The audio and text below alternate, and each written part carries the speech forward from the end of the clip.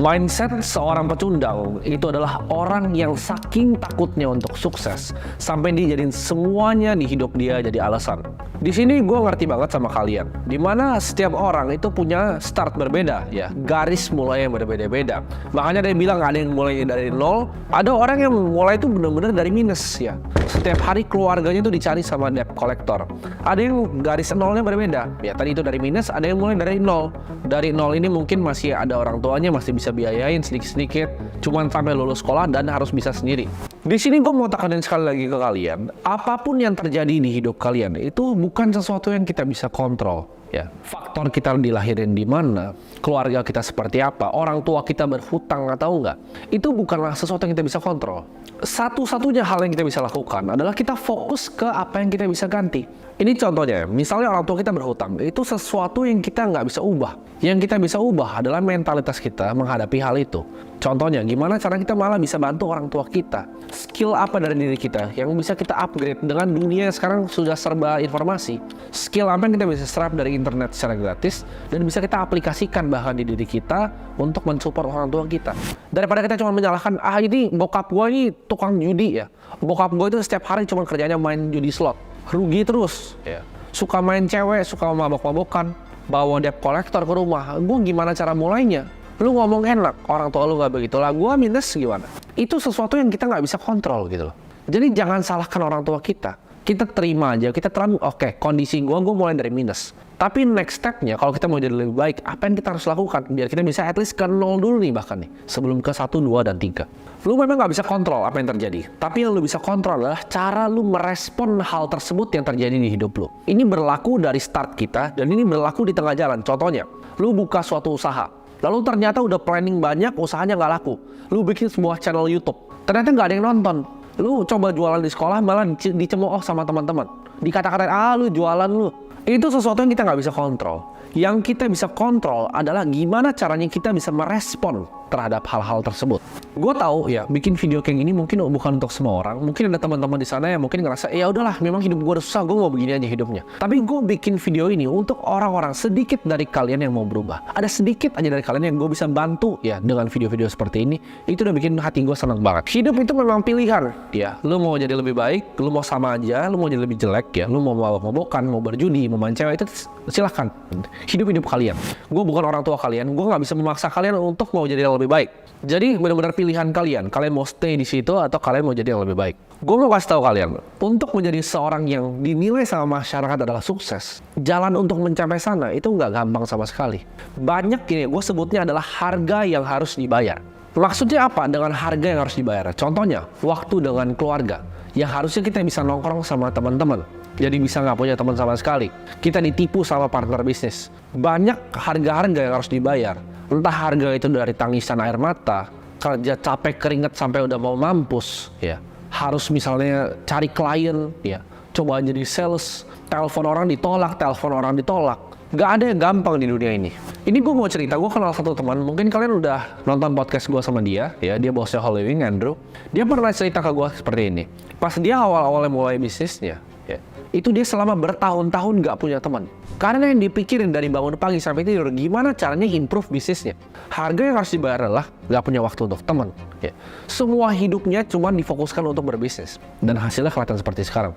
Gue belum ketemu satu orang sukses pun yang belum bayar harganya untuk jadi sukses. Rata-rata teman-teman gue yang sukses di bidangnya masing-masing itu kerja dari pagi sampai malam, pagi sampai malam lagi.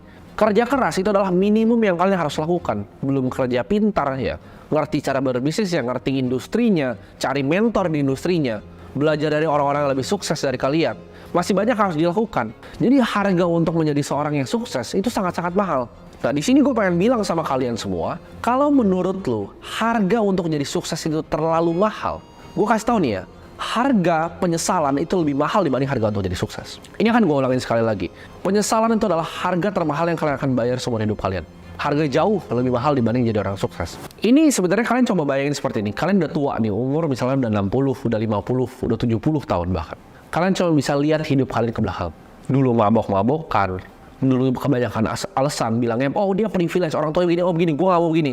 Gue biarin hidup gue seperti ini. Gue gak mulai bisnis. Dan penyesalan tuh datangnya nanti. Dan harganya sangat mahal. Begitu kalian udah tua nanti, kalian cuma pikir masa muda kalian. Coba dulu gue dengerin dia. Coba gue dulu mulai suatu bisnis. Coba gue dulu lompat mulai bisnis. Coba dulu gue bikin channel YouTube pertama gue. Coba waktu itu gue apply kerja ke sini. Coba waktu itu gue coba untuk ningkatin skill gue. Coba waktu itu gue ngerti untuk ngatur keuangan. Coba waktu itu gue coba suatu hal yang baru yang gue takutin. Kalau misalnya gue mulai bisnis waktu itu, gue bisa lihat orang tua gue waktu itu senyum sebelum dia meninggal. Gue bisa bawa nyokap gue misalnya umroh sebelum dia meninggal. Gue bisa berikan perawatan yang terbaik, ya, rumah sakit yang terbaik untuk orang tua gue. Mungkin aja kalau gue bisa lakukan itu, gue punya uang untuk melakukan hal itu, mereka masih ada di sini sekarang sama gue. Itu harga yang paling mahal yang kalian akan bayar. Itu lebih mahal dari semua harga yang gue bilang tadi untuk jadi sukses. Jadi pilihannya, lu mau bayar harga untuk jadi sukses, atau lu mau bayar harga untuk penyesalan. Kebanyakan dari kalian di sini ya, itu takut untuk mulai sesuatu karena omongan dari orang. Bayangin ya, seberapa bodohnya itu. Omongan dari orang bikin kalian takut untuk mulai sesuatu. Ini gue kasih tahu di sini. Seorang pebisnis yang sukses, ngelihat kalian, misal kalian datang nih, terus ada pebisnis yang sukses nih di bidangnya. Kalian mulai bisnis, mulai jualan gitu. Kalian anak SMP, anak SMA, mulai jualan di sekolah, jualan nasi uduk. Mungkin nggak kalian diketawain sama pebisnis ini? Enggak. Gue ngeliat kalian nih, oh mulai dagang segala macam. Gue inget gue yang dulu, ya gue yang dulu berusaha kayak gitu. Gue ngeliat sales tuh di mall. Gue selalu ngambilin kalau sales properti. Ya, gue jalan di mall nih, ada sales properti tawarin, gue selalu ambil brosurnya. Karena kenapa? Gue tahu rasanya ada di pameran mall situ tawarin ditolak-tolakin, gak diladenin sama orang. Gue tahu rasanya dari mereka, makanya gue selalu ambil. Gue nggak pernah akan mengolok-olok mereka. Jualan properti. Karena gue dulu pernah jadi agen properti. Gue nggak akan mengolok-olok orang yang datang ke kafe untuk coba nawarin barang. Karena gue dulu pernah di posisi itu. Gue nggak pernah akan ketawain kalian untuk mulai channel YouTube. Buat kalian yang mau mulai channel YouTube terus kalian takut ntar dikata-katain sama teman gimana? Percayalah, YouTuber misalnya kayak gue nih, gue bukan YouTuber sih, tapi anggaplah gue YouTuber gitu. Gue gak akan ketawain kalian untuk mulai buka kamera dari handphone kalian dan mulai ngerekam. Sama seperti atlet Jiu-Jitsu.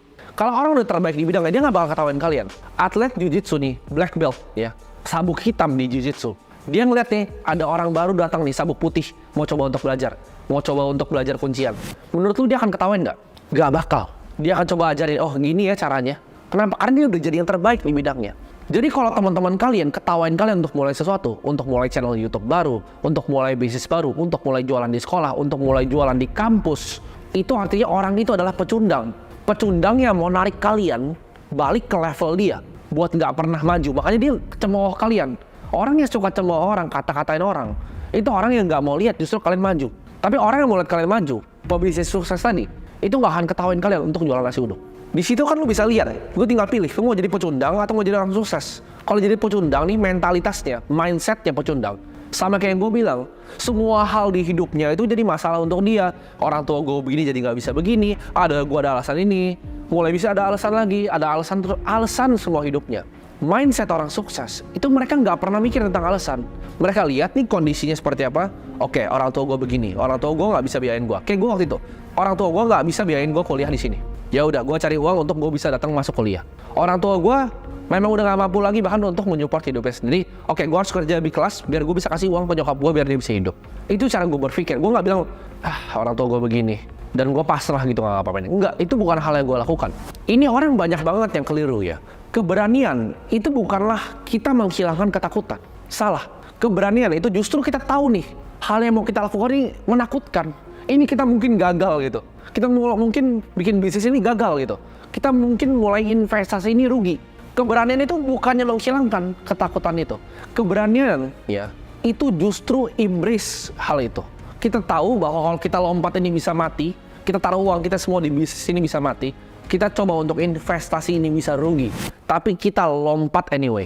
Ini tips dari gue ya, ini gue alamin. Setiap kali gue mau coba untuk hal baru yang di luar dari kenyamanan gue, untuk fundraise dari investor, mencoba bikin bisnis yang baru, itu tuh semua menakutkan karena itu hal yang belum pernah gue lakukan sebelumnya. Tapi yang gue pikir tuh apa? Gue coba aja dulu ya, gue coba lompat. Karena mindset gue gini, kalau gue misalnya lompat, at least gue gak berdiri di tempat yang sama ya. Kalau gue gak lompat untuk coba message orang ini, kalau gue gak coba lompat untuk networking sama orang ini, kalau gue gak coba lompat untuk mulai bisnis baru ini, hidup gue kan di sini terus. Jadi at least kalau gue lompat nih ya, yang bisa mati gitu, gue jatuh ke lubang, atau gue bisa selamat datang ke next levelnya selanjutnya. Nah itulah jadi seorang pengusaha, itulah jadi seorang investor, lompat terus gitu, bisa jeblok ke bawah atau sekalian naik level. Tapi yang gue tahu pasti, Kalau gue diem di sini, gue akan tetap diem di sini. Karena sebuah mimpi tanpa suatu aksi, kita ngapa-ngapain gitu. Itu cuma mimpi. Jadi kalian jangan pernah mimpi mau punya mobil mewah, mimpi mau punya apartemen mewah, mimpi mau bikin orang tua kalian seneng, mimpi mau bisa kasih duit berapapun ke orang tua kalian. Kalau nggak ada action yang kalian bikin. Semua video yang gue pernah bikin, semua hal-hal yang keluar dari mulut gue adalah hal yang percuma. Kayak menjaring angin, hal yang sia-sia. Jadi gue nggak pengen kalian lihat video ini, merasa oh panas nih pas lihat videonya, setelah tutup kalian main game lagi. Percuma semuanya. Mimpi tanpa action adalah menjaring angin, percuma. Banyak orang yang mungkin akan cemooh lagi gitu, ketawain tentang mindset, nggak masalah.